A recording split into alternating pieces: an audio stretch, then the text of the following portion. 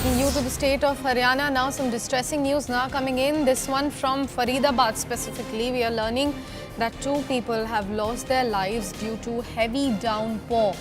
Their SUV, which was moving at a very high speed, did not stop despite the cops' attempts to halt it.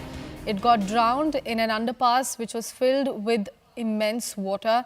The tragic accident occurred while the driver was in a drunken state, is what we are also learning from our sources. In fact, CNN News 18's Yash Goyal is joining us on the broadcast. Yash, please walk us through what exactly transpired there, because the cops, in fact, the weather department has been telling people living in Delhi NCR to not go out on roads because of the heavy downpour in this area. We can clearly see through the visual a heavy inundation over there, due to which these 2 people got drowned.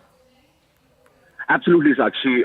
The red alert has been sounded for the national capital and adjoining areas for the last 3 days. In fact, today is also a red alert which has been sounded by the IMD. But looking at this very incident, this particular incident took place when 2 of these people who were bank employees of a private bank were returning from Gurugram. In fact, what we are learning, like you also mentioned, both of them, or perhaps the driver, was in a drunken state. And in fact, police tried to actually halt the vehicle when they were actually making a crossing through that very underpass where the water logging has been reported, but the vehicle didn't stop, and then this unfortunate news came to the fore. In fact, the deceased were identified as one deceased is Viraj Dwivedi and the other one is Punyashreya Sharma. In fact, both of these people have been declared that dead, and in fact, the police has now, rounded up that particular area, because if you look at the visuals, that area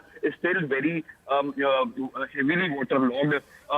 In fact, what we are also understanding is that both of these people, when they were actually passing through, like I mentioned, the police tried to make them stop, but they were in a drunken state, and that is why that very command by the police, or that very direction by the police, was ignored. And in fact, that in turn resulted in this very unfortunate news.